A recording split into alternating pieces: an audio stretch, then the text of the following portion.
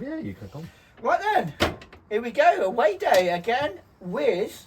I don't like away days because Portsmouth lose a lot on away days. 6-1 against Stoke. Away days in the shed. In the shed. In the TARDIS. Absolute pleasure. Right, okay. We both love a West Coast IPA, don't we? Yeah. Absolutely love a West Coast IPA.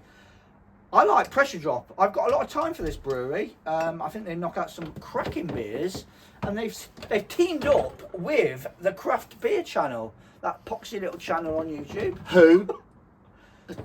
Yeah, they're up and coming. Sort of. They're nowhere near our size. Ah, different calibre, isn't it?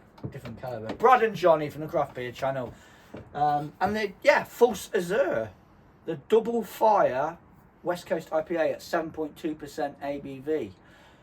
This has got mosaic and citra hops in Do you want it. my glasses? No, I can. You could just read that. Go on, read that off. We're both getting. Well, I'm a lot older than Dean, so you know, it is what it is. We're remixing a classic with Brad and Johnny from the Craft Beer channel. It's just like Pale Fire. Yeah, Pale Fire is a good core beer from these guys. I've watched this video. Now you've said this.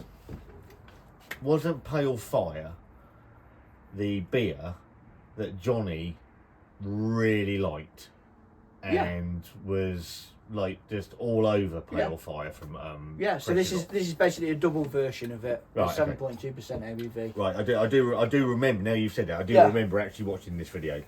Tasting notes are big Pale Fire, hops are mosaic and citra, absolute classics, and serve drink fresh and keep refrigerated. Now you've said that, I have watched this video, and I'm a huge. Look, we've just been discussing this off a camera. Huge fan of the Craft Beer channel. Just do really good content. I'll tell you what.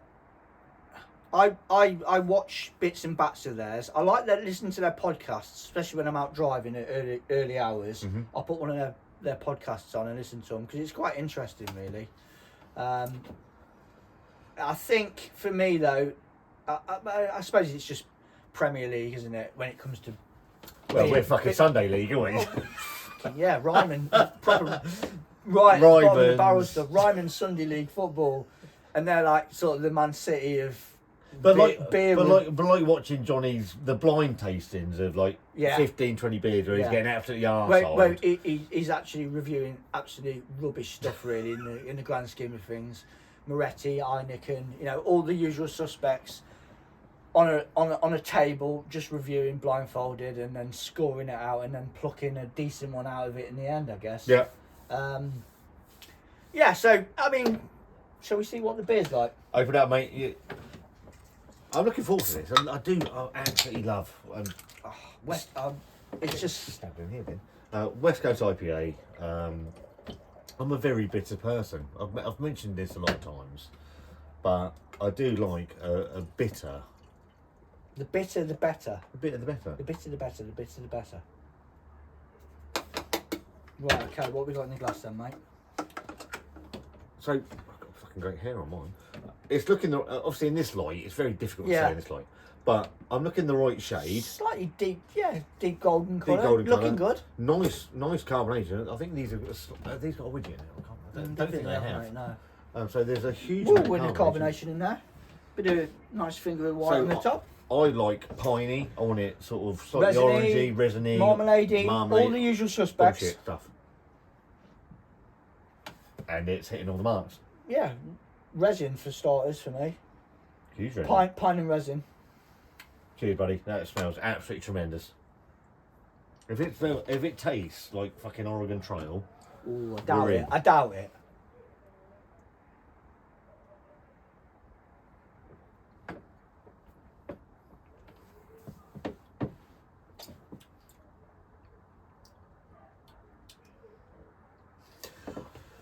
Where's the fucking bit? I was gonna say, where is it? It's got everything else. It's got a really nice, piney, cloying, but it lacks that real bitterness. Lovely opening to it. A really, really lovely opening. Malty, resiny, pithy, marmaladey. It's got everything. That drops really quick to nothing, basically.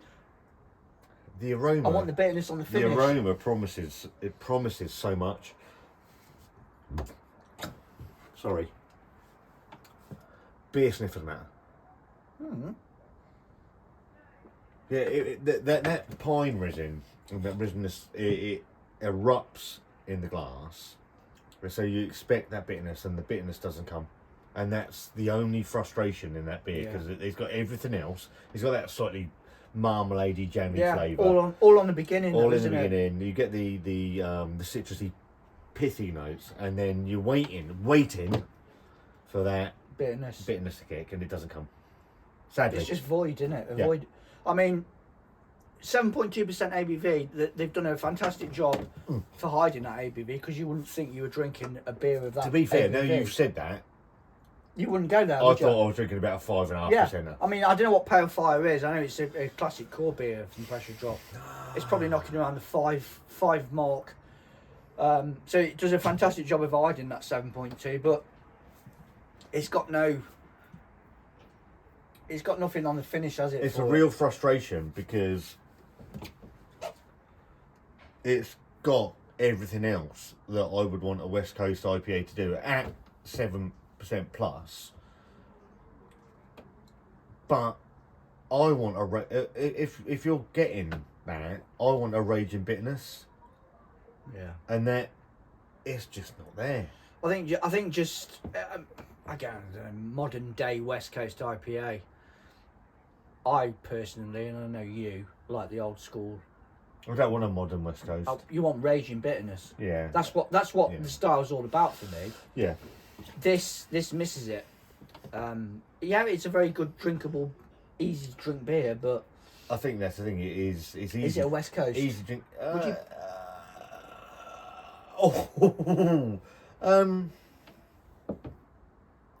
I guess by the very definition that it's got